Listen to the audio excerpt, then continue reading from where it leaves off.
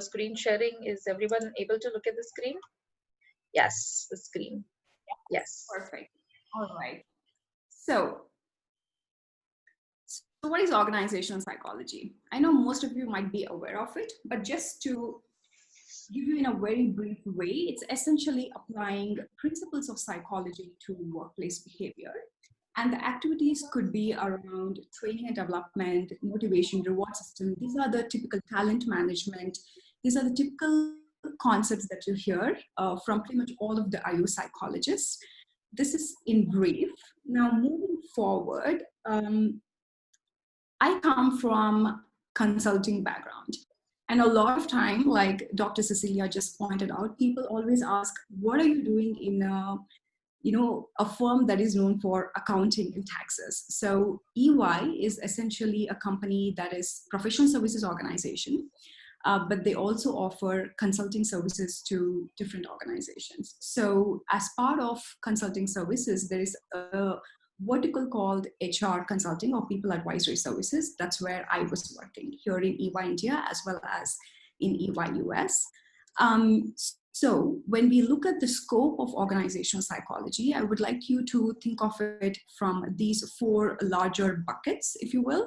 The first is the consulting side, wherein consulting helps. In consulting, your role would be to help other organizations to improve their workplace behavior. It could be productivity, motivation, leadership style. When we talk about industry as an organizational psychologist, you will be essentially working for that particular company or firm. If you're joining, for example, let's say Google, right? So if you're in the industry, you'll be basically serving the employees of Google. But if you're on the consulting side, you will be working with multiple clients. That is part of the firm's, clientele. And teaching is quite teaching. Research could be in terms of qualitative or quantitative, and the scope of research is very vast and there are a plethora of opportunities if that's something you're really looking for. But to top of my mind, I can think of consumer behavior. We are talking about motivation and what really drives people to come to workplace every day. That's one key aspect of it.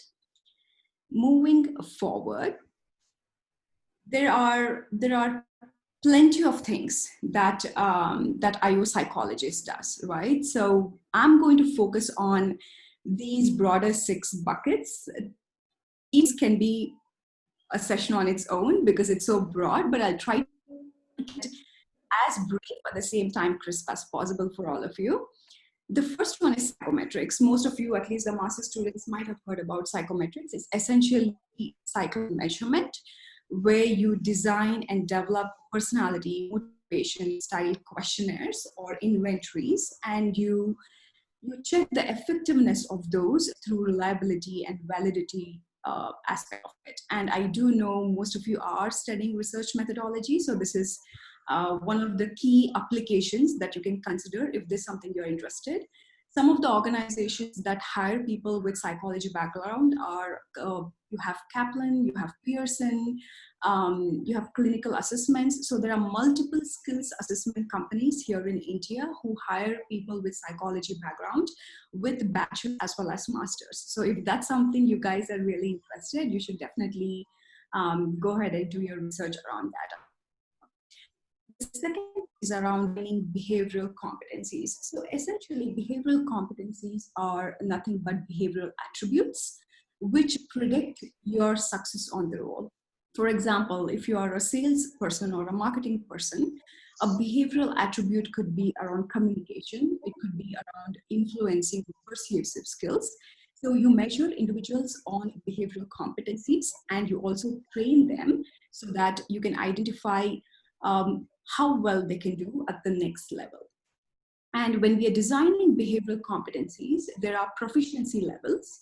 So for example, as an entry individual, the proficiency level might be at 1, and then it kind of goes upwards. So there are proficiency levels as well in the behavioral competencies. We can develop behavioral competencies. We can create a framework saying for this particular role, there are, let's say, 6 to 7 key or core behavioral competencies that the person should be really good at for them to be success on the job. And it could also be, there are also, of course, other functional competencies and technical competencies, but as psychologists, you will be focusing on behavioral competencies. And there are also workshops that you conduct, right, as part of training and development. So once you identify these behavioral competencies, what is important for a given role, you also measure them or you assess them, as well as you develop them through workshops. For example, one of the most popular competencies, behavior attributes that people look for, most of the roles require, is winning with change or adapting to change. So that's one of the behavioral competencies. Now, that's one area of work. And employee surveys. So organizations need to conduct and understand where people's head are or employees' head are at any given point. And they conduct various surveys to understand or gauge their involvement level, their engagement level, how productive are they, what are the kind of behaviors, values does the company want to foster in an organization.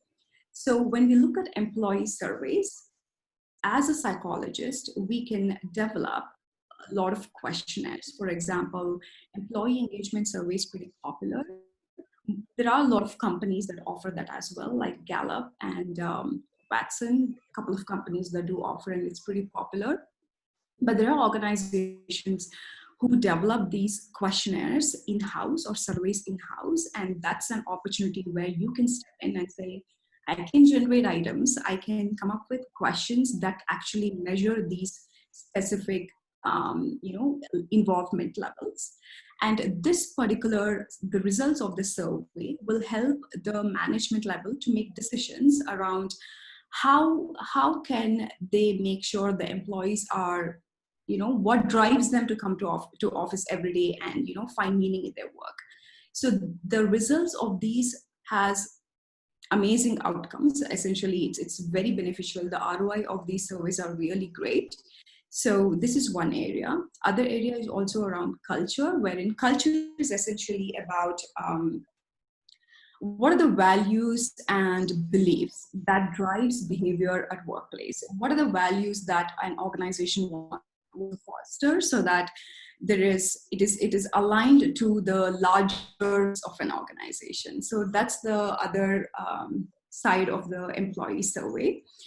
And coming to the next aspect of it is behavioral change management. This is pretty big at this point. A lot of companies are hiring change management analysts, consultants, because it is so important in the digital era that all of us are in, because there's so much of technological changes. Let me give an example of what change management looks like for all of you. So there is a lot of, let's say in an organization, ABC, there are hundreds of applications that they have, right? And it's very difficult to manage multiple applications, and it's not streamlined.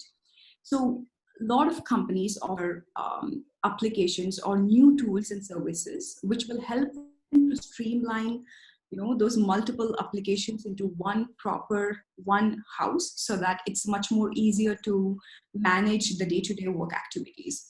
So this could be in the area of HR transformation, it could be in digital transformation, it could be in finance transformation. So there are many transformation projects that go on in most of the organizations today, just because they need to keep up with the changes in the organization and in the marketplace. So in these transformation projects, we play a big role in terms of organizational development or change management. So what do we mean by behavioral change management? Any kind of change in any organization, there's always resistance, right? Like how many of us like change? There's always resistance. The most minutest change can create resistance in us. So behavioral change management is focused on helping the employees or users of a particular project or a product or a solution in a much more smoother way. For example, when I was working for the EY company, we had a change in the Outlook that we were using, the Outlook version itself, okay? it's not a big change if you look at it really, but there was so much of resistance around, oh, I don't like how this looks. Oh, I don't like how the way this is kind of aligned right now. I really missed that particular button. And, I'm so used to going and clicking on the right side, but now I have to go and kind of, search for it a little more. It's on the left top. So even these small changes can make a lot of difference, and we kind of show a lot of resistance. So in this situation, you kind of identify and help them through the journey of change and make sure it's kind of much more easier for them, and it's a much more smooth transition for them. So when we look at behavioral change management, we create personas. So what are personas? Personas are essentially user types. Who are the different users using a particular product or a system? And by creating a persona, that is, you identify, you kind of conduct observations, you do interviews, you do focus groups, and you understand what is the crux of their needs, their experiences, their behaviors, what are their goals, so that you can make sure whatever change is getting implemented, whatever technology is getting implemented, you understand that, okay, so this is a kind of persona where we see a person is very, very much active in the way they conduct their business on a day-to-day basis. They constantly check their emails. They're on phone calls. So their needs is very much focused on emails and the way the system works. So we need to make sure that they understand, there is communication, there is stakeholder analysis, there are multiple aspects, but I'm trying to stay focused on just what that means for all of you. So essentially making sure the needs, experiences, and behaviors are very well laid out, so it's easy to make the change a much more smooth transition, and as well as the habits and behaviors as well. That's behavioral change management. Honestly, each of these can be its own session on its own, but the next aspect of it is leadership assessment and development. So when we talk about leadership assessment and development, this is aligned to the second one, where we spoke about behavioral competencies, but here we'll be looking at it from a leadership perspective. What kind of behavioral competencies does today's leader require to be a success on their role?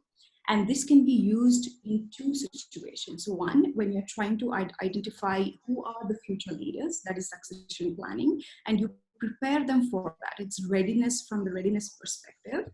The second component is more from emerging leaders. Let's say there are entry level, a couple of them who have joined the firm. It's just been maybe 2 years or 1 year, but you see a lot of leadership qualities in them, and they could be potentially an emerging leader. So you kind of train them on specific competencies to make sure you're setting them for success and they are success on their job. So these are the two areas where we work on leadership assessment and development. And the last one would be around research. So research would be, again, qualitative and quantitative. Research in terms of interviews, ethnography, focus groups, there are multiple research that you can conduct. One big is UX research or user experience research, or consumer behavior, as well as within an organization, you try to understand the motivation, the needs. So there is also different kind of research that you can conduct. And there are leadership institutes for many of the organizations where they conduct research to understand how to develop leaders. And it's pretty much in trend and pretty much an area that's really coming up. It's come up in the past couple of years now, as well as quantitative research. So if all of you are aware of research methodology, if that's one of your paper that you're reading, there is amazing opportunities in the research as well. So the top 6 areas that I want to kind of, put all of you through, but many others. I just want to pause here for a moment and do a check-in before I move on to the second part. Are there any questions? Do we want to address questions now, Sissy, or do we want to come back to it at a later point? I think let's come back to it later at the end, because once the questions start here, then they won't stop. So let's go ahead and finish the whole thing. Yeah. So I can always address more questions. These are the key components that I want to cover when we talk about opportunities for work in IO psychology.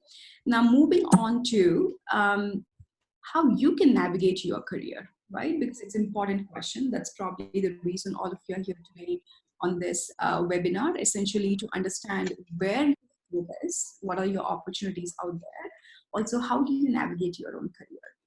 So the first thing I would suggest all of you is don't just decide and conclude that because you just have bachelor's, this is what you just need to do, or this is the only option you have, or just because you've taken up counseling or clinical, that's the only area that you can go. Honestly, once you understand the basic principles of psychology, the application is amazing. There are a plethora of opportunities for all of you. So first ask yourself, what is your purpose, or what is the direction that really drives you? What is your purpose? Ask that particular question, then align your career path according to your purpose or the direction that you would like to go in your life journey.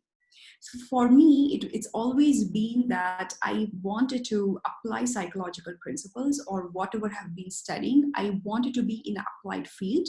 Otherwise, it was not exciting for me. Though I love research, I needed to find that balance somewhere, and hence I entered the consulting space where I worked with multiple clients. I helped them to solve their problems with issues or concerns with that's related to people or workplace behavior. So understand what is your purpose, what is really excite you, what is really drive you, and align your career based on that. Second is where you see yourself in the next or 2 years. So it's essential to ask these questions. What success look like for you? For few of them, success might be about teaching. Success might be about students growing. So if that's what really drives you, you should consider teaching. So if your interest area is really about research, data really excites you, and you love to deal with data, then maybe research is something that you should really explore. So ask what success really looks like for you. Do you see yourself growing up in the HR fraternity? Do you want to be a HR BP in a couple of years? Then you need to consider more on the consulting and industry side and move from there. And understand what are the market trends. That's very crucial. With so much changing today, the market is constantly changing, and you need to keep yourself updated about it. And don't assume the marketplace is not good in India in comparison to abroad. It is great. It's just that you need to own your career. I'm going to say that in quotes, own your career. Be strategic, and definitely it will work out for you. Just need to strategic, and there's a right time to be more strategic about your career.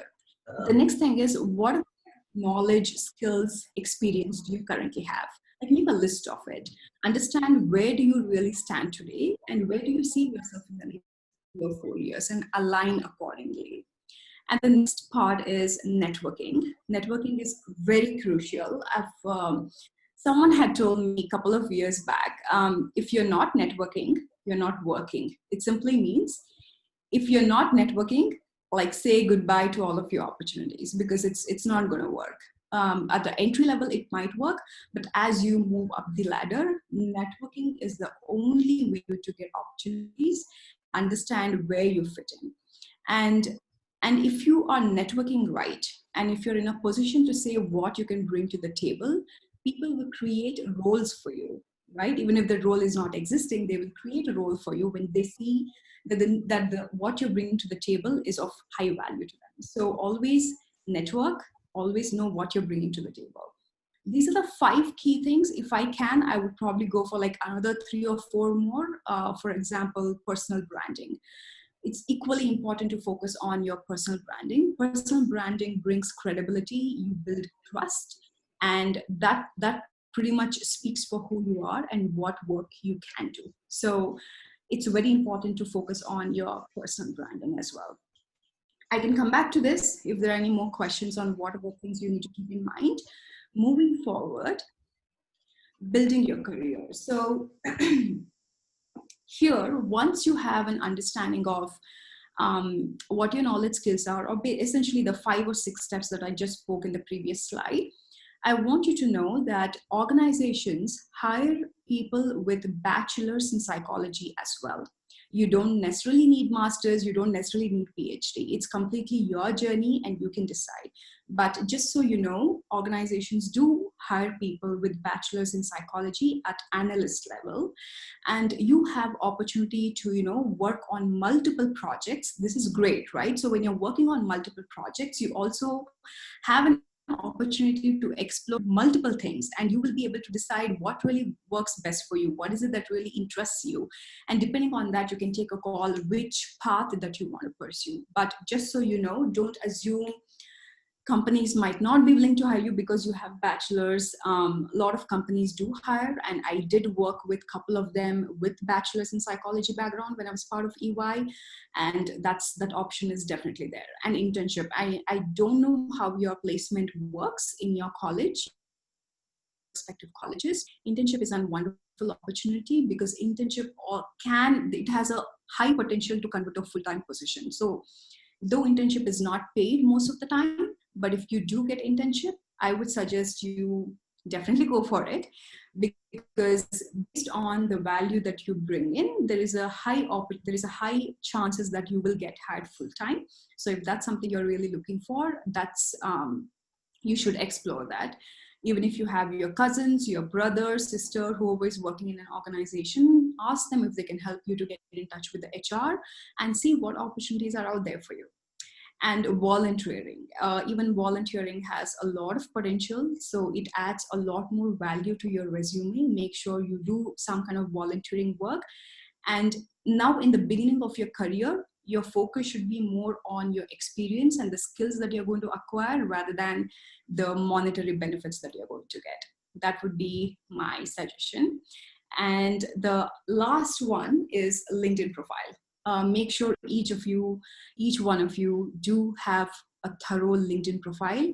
Don't upload some selfies that make you look super cute and sexy, but is not going to fly in the professional world. So make sure you have some decent professional portrait taken and upload it on LinkedIn profile, and update your skills, update your volunteering experience, and take a list of skills that you have acquired over the years. And trust me, in 3 years of your bachelor's, you would have acquired a lot. It's just that you feel, oh my God, what am I doing? I'm just doing my internal assessments, I'm doing my assignments, I'm submitting this, I'm submitting that, and taking up the exams. No, you're actually acquiring a lot of skills.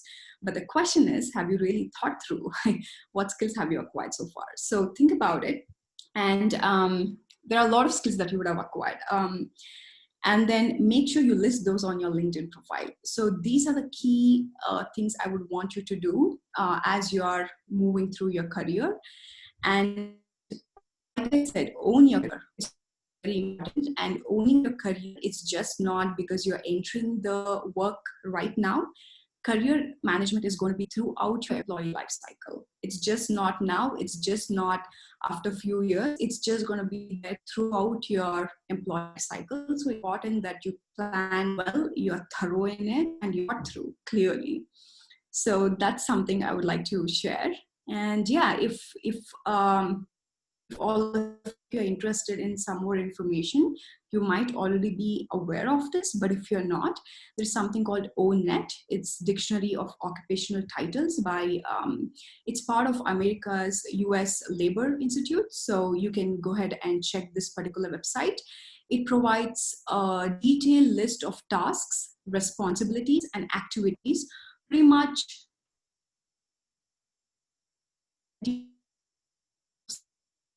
like organized psychologists, military, like you name it, pretty much discovered, where they literally call out what are the tasks that you do, what are your responsibilities, what knowledge and skills do you need, and what's the salary band as well, I think. Yeah, so that should give you a fair understanding if you have already not checked this. Yeah, so that's my that's what I wanted to share with all of you, and I'm happy to take any questions you have. Thank you. And that was quite a lot of information. I'm just going to unmute all the participants. So if they have any questions, they can ask you. So one of the things I would suggest, guys, is If you can raise your hand, that would be really nice. If not, you can also. Okay, I'm unmuting you guys. Those who want to ask a question, raise your hand. I'll unmute you. If not, you can also put your question on the chat box. Ritu, I think you would like to ask a question. Is that it? I'm also looking. Oh, I'll also look at the chat screen in the meanwhile so that I don't lose out on anything. All right. So while the girls get sorted, I have one question for you. You also gave me a very nice idea for an assignment. Um, you said something about personal branding. Right. And most people who are in the field of mental health or who consider them psychologists, we all think we're very poor at this. We don't market ourselves as well as people who are motivational speakers and who have nothing to do with psychology. What do you suggest we do?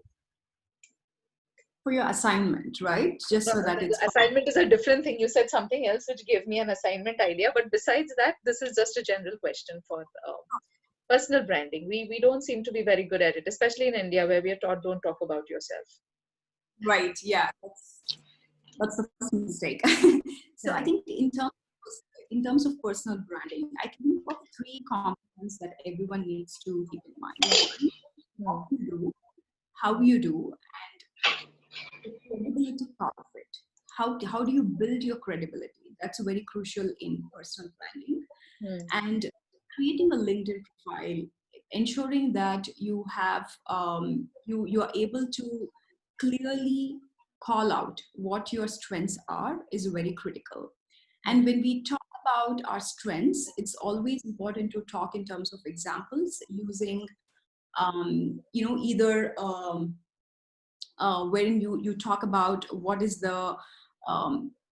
the key actions that you have taken and what are the results that you have got out of those actions. So it's important to call out clearly what those SMART goals are, or what was your outcome that you've kind of gathered out of it. So there is a model that specifically points to that. I can't kind of recall it right now, but I can share that with you. If we can focus on that particular approach, I think personal branding will be pretty good in terms of helping them to build a personal brand from right now. It's very critical. So putting yourself out there, communicating, being bold and courageous, I think all of these are part of your personal branding. All right. Thank you. And the questions have started coming. Mandira Kelkar wants to know, what work can one do as an analyst when you hold a bachelor's degree? Mm-hmm. So as part of an analyst role, depending on the department that you're working for, right? So as analyst, you can get hired in the HR department, you can be part of learning and development department, you can be part of a consulting team. So depending on which team you will be part of, you will be pretty much helping multiple projects. So you might be, if you're part of, for example, learning and development team, you'll be helping them to understand needs analysis. You'll be creating what are the needs of training. You'll be helping to put together a curriculum for training. You'll be potentially interacting with the vendors to, put together a nice video or an immersive tool or a platform or digital learning tool. It could be multiple things. It just depends on which department you're going to be part of. So that's one example.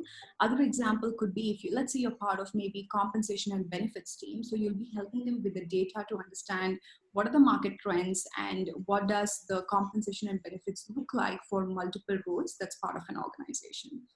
And let's say you're working with someone like me who is a psychologist and who's into research. I'll probably be asking you to help me with the data collection. I'll kind of walk you through with me about how to do the analysis. I know all of you must be amazing with SPSS because we have SPSS given here. So all of you might be good with that as well. So you'll probably be doing some analysis. So it just depends on which role you are. And more than asking what will I be doing, I would like to ask you what is it that you want to do.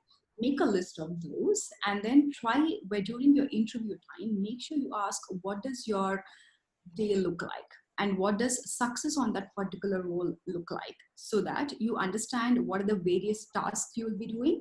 And you can always ask and say, this is what I'm really interested in, so I would like to pursue this aspect as well. And trust me, most of the organizations are very comfortable with it. They'll be more than happy to know there is some area that you would really like to work. So there's an opportunity for you to leverage that as well.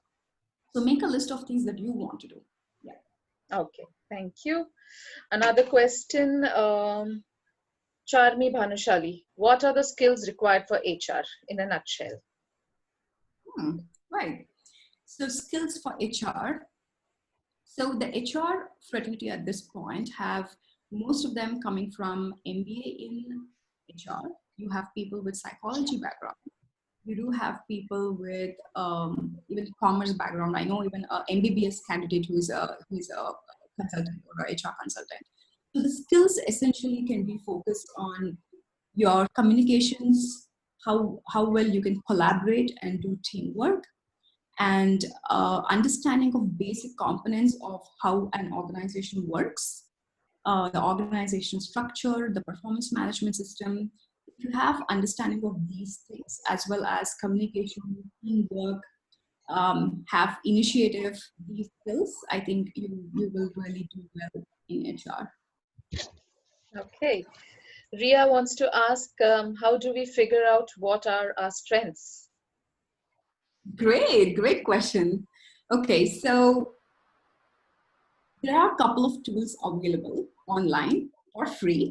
If that's something you would like to take, I can share the link with all of you. The one I'm talking about is DISC. There is a DISC-based tool, as well as there is one on 16PF, 16 personality factors based tool. You can take these two to identify your key strength areas and areas that you need to work on. That's one way to do it.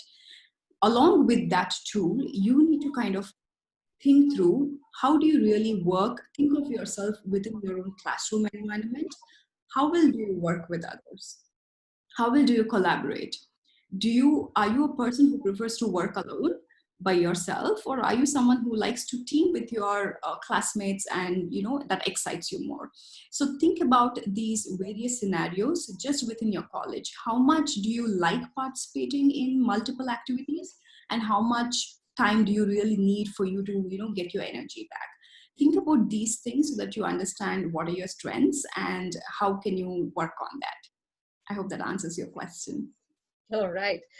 Ria has asked a question about counseling psychology not having the same knowledge and skills as industrial psychology.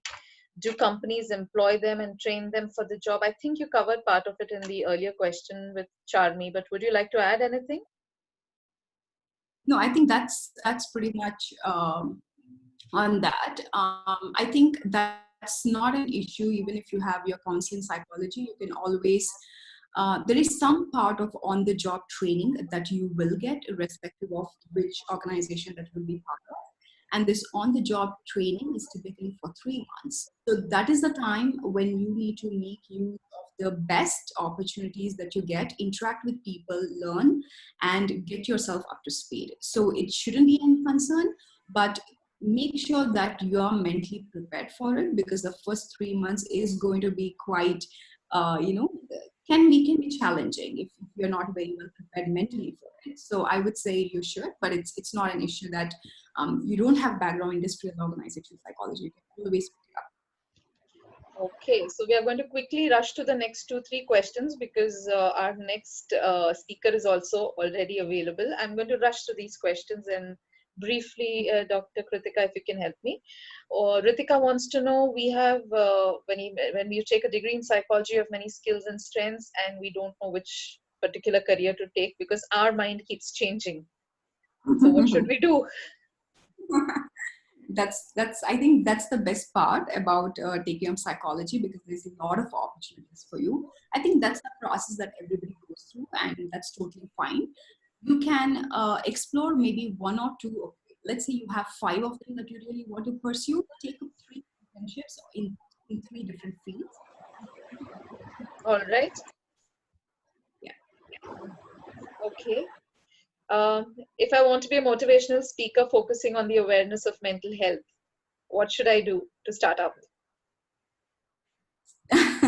That's a great question. So if you want to be a motivation speaker, I think you need to first check on how your communication skills are, how comfortable you are talking to an audience. Public speaking will be very important, so focus on that, as well as the content. So focus on that. All right. Anushri Bose would like to know what skills does the organization expect from an intern who just has a bachelor's degree? Mhm. I think as an intern, the expectation will be to see how much initiative you're willing to take and how collaborative you are. And that's the two things that I would really like to say. It's very important to be open-minded. If they ask you to take notes, be excited about it, because at every level people do take notes. So don't be very specific about what you want to do. Be open-minded, take initiative, collaborate. Okay, and the last question I'm taking now is from Natasha. There's a long-going stereotype that industrial psychologists only look after the hiring and the salary aspect. So what, according to you, is the actual job of an industrial psychology, and how can we make a change at large? I think a large part of this was what you were discussing earlier. But yes, this is true that people think IP and HR means just hiring and salary. What do you suggest? No, there is a lot more than just hiring and looking at recruitment part of it. That's just one of the component. And to be honest, a lot of psychologists tend to move towards talent management, leadership, and the various other components that I spoke of, rather than selection and recruitment. So there's a lot more you should explore. Hmm. Okay, so with that, okay, just one question just came up. Sorry, I don't want the kids to feel like they're not. Okay, what are the skills and aptitude required for an industrial organizational psychologist? Well, aptitude, you're pretty much acquiring it if you are doing your IO psychology at this point. Skills, like I said, there are common skills like communication, collaboration, teamwork. These are the key skills that you really need to be working in any role, not just industrial organization psychologist. So I don't know if you're talking about skills or knowledge. I do feel when all of you are asking about skills, you're referring to specific knowledge. But the skills are more or less consistent across IO psychology and HR actually. Okay. I left my email address. If you have any more questions, feel free to drop a note and let's chat. And I can probably answer a couple of more questions around that. Wonderful. Thank All you so right. much. Thank you so much, Dr. Kruthika. It was a wonderful way to start our webinar today. And we are an organization or an institution which has primarily clinical and counseling psychologists. So I was very happy to start off with an industrial psychologist for a change. Thank you. I'm sure all our participants have benefited. And you have Dr. Jayatheertha's email there in the chat box. Please take it down if you would like to get in touch with her. She's also on LinkedIn, so I know you can connect with her there too. Absolutely. You have a wonderful time during your lockdown period. Thank you so much. And all the participants, the link to the next chat, which starts at 10 a.m., our speakers already here. So I request you to join into the other chat room, and I'll start admitting you in. Thank you very much. You have a nice day, and please don't disappear, because we're supposed to have a lot more participation than what I can see right now. Okay, thank you.